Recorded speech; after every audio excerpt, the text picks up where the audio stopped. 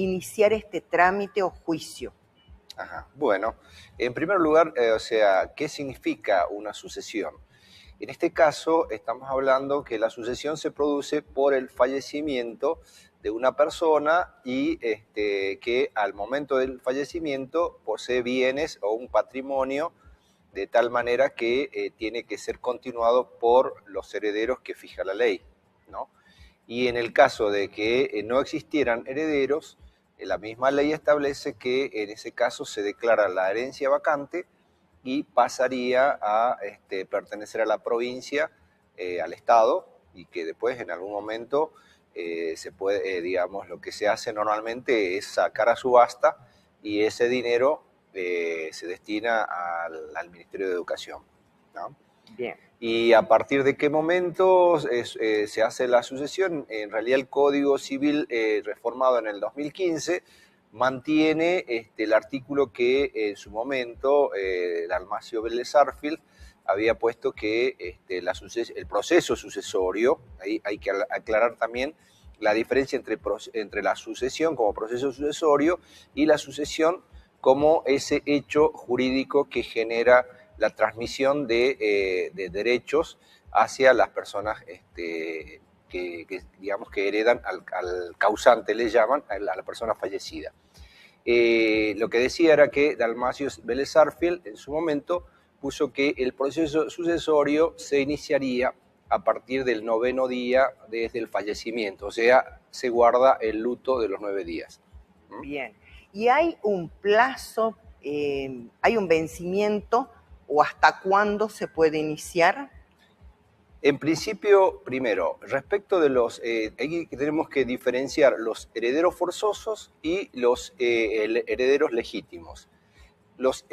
Para los herederos forzosos, según la ley, no hay, digamos, el derecho de suceder es imprescriptible.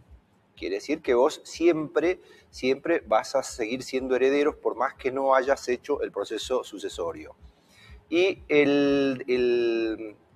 digamos, la calidad de heredero se adquiere inmediatamente fallece el causante, ¿sí? Ese para el caso de los herederos forzosos. ¿Y quiénes serían los herederos forzosos? Los herederos forzosos son los hijos, eso sería, digamos, la parte, digamos, descendente, los padres, o sea, hacia arriba, los ascendentes, y después el cónyuge, ¿no? O sea, el orden es de esa manera. Si hay hijos, entonces se heredan los hijos. Si no hay hijos y está casado, entonces heredan los padres y digamos, el cónyuge supérstite se lleva su 50% si son bienes gananciales. Y en el caso de que no haya ni hijos ni padres, ahí lo hereda el esposo o la esposa. Bien. Después, el otro grupo que yo decía de herederos, que son los legitimarios, ya son los herederos colaterales. ¿Cuáles son los colaterales? O sea, los hermanos, los sobrinos y hasta los primos. O sea, la ley establece hasta los primos como última posibilidad de suceder, ¿no? Eso en caso de que no haya herederos forzosos. Exactamente. Se pasa a los herederos legítimos. A los herederos legítimos, exactamente. Y eso tiene un orden también en cuanto a los hermanos, sobrinos, primos. Tiene un... Y sí, porque en realidad, por ejemplo, si el causante tiene hermanos, los sobrinos en realidad pueden presentarse en representación de sus padres. Bien. ¿Sí? Ahora, por ejemplo, un primo, digamos, en realidad, digamos, lo único que puede desplazar a los herederos legitimarios son los herederos forzosos. Y ojo, ahí hay otra cuestión que aquí en Salta se da muchas veces, y cuando yo entrevisto a algún cliente trato de ser muy cuidadoso, que por ahí te dicen, no, tiene 4 hijos, y comenzás a pedirle la partida de nacimiento y resulta que son 3.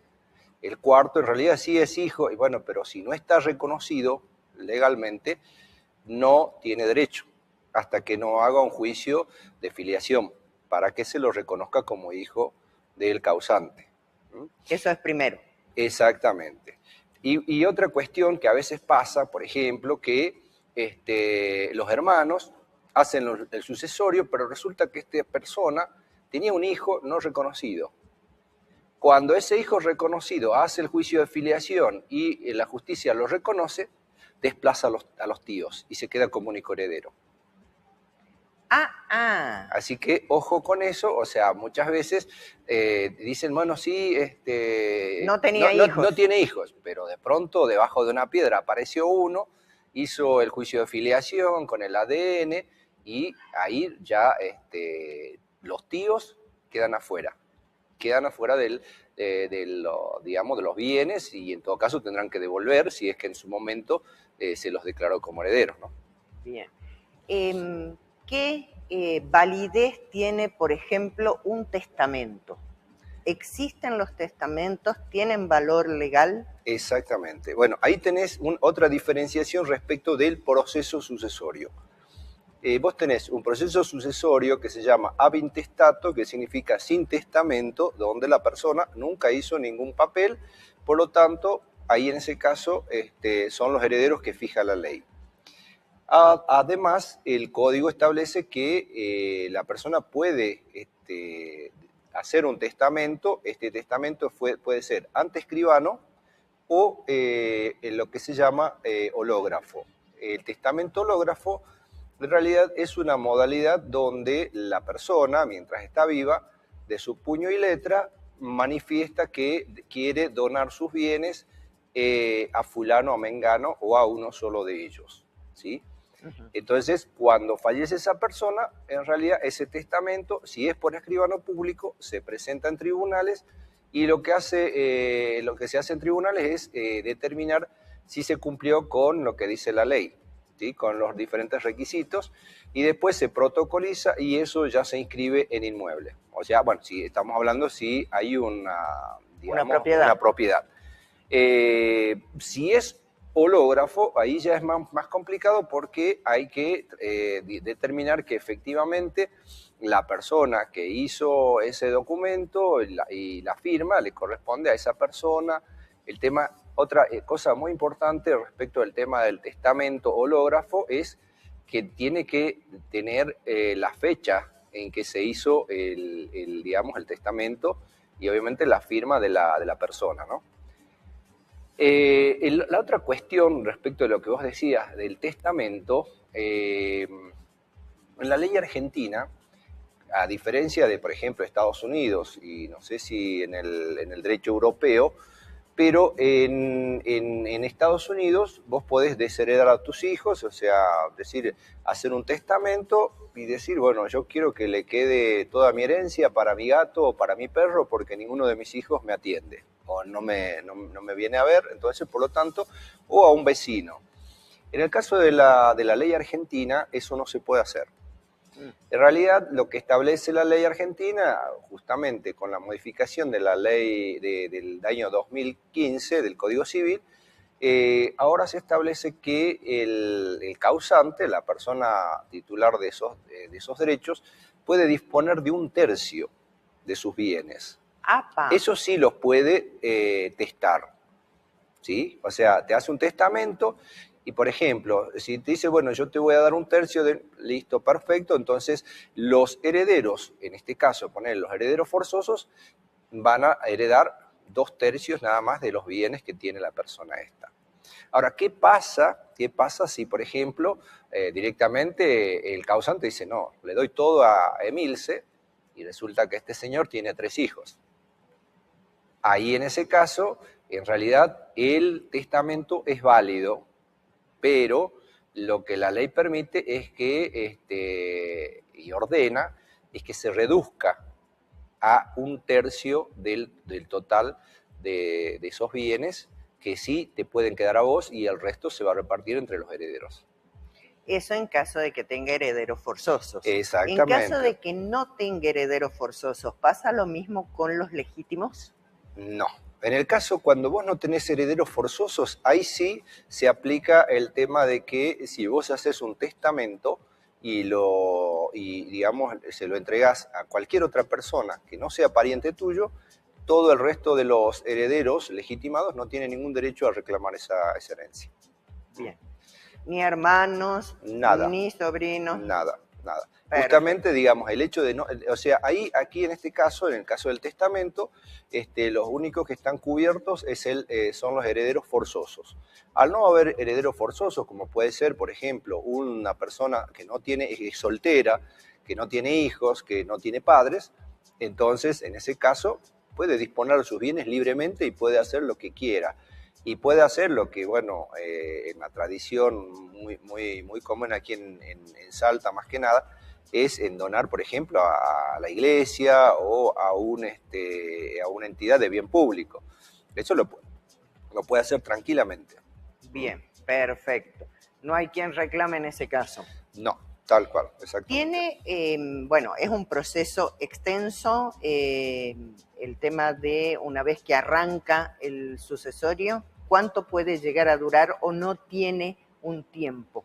Mira, en realidad respecto del proceso sucesorio, en principio yo siempre digo, no es difícil. O sea, es un proceso sencillo y de hecho, al día de hoy no, en su momento el presidente Milei y digamos, su gobierno lo que querían era que el proceso sucesorio se hiciera a través de los escribanos y no con intervención judicial. Es decir que si los herederos estaban de acuerdo, que vayan directamente a una escribanía, hacen todo el tema de la división de los bienes y ya está. Ahora, como eso no se ha modificado, por ahora el proceso sucesorio, también yo digo, es un proceso que no puede demorar más de 6 meses, ¿sí? Más que nada porque en principio el primer paso es determinar, hacer las publicaciones de edictos y determinar quiénes son los herederos y cuáles son los bienes, ¿sí? Y otra cosa que también quería aclarar es que los que pueden iniciar el sucesorio, el proceso sucesorio, no solo son los herederos, sino también son los acreedores, que eso es muy importante porque muchas veces la gente cree que como no inicia el proceso sucesorio, entonces los acreedores que vayan a esperar a cobrar el día que no sé, cuando esta persona se le ocurra hacer el proceso sucesorio. Pero no es así. O sea, los acreedores también pueden iniciar el proceso sucesorio, ahí te van a intimar a vos como heredera para que continúes, y si no continúas el proceso, y bueno, el acreedor puede terminar y hasta corres el riesgo que si vos no te presentás, esa sucesión se puede declarar vacante. Y ahí hay otra cuestión que también quiero aclarar, porque es muy, digamos, la gente, es una creencia popular de que porque no se ponen de acuerdo todos los herederos, no se puede abrir el sucesorio. Y eso no es así.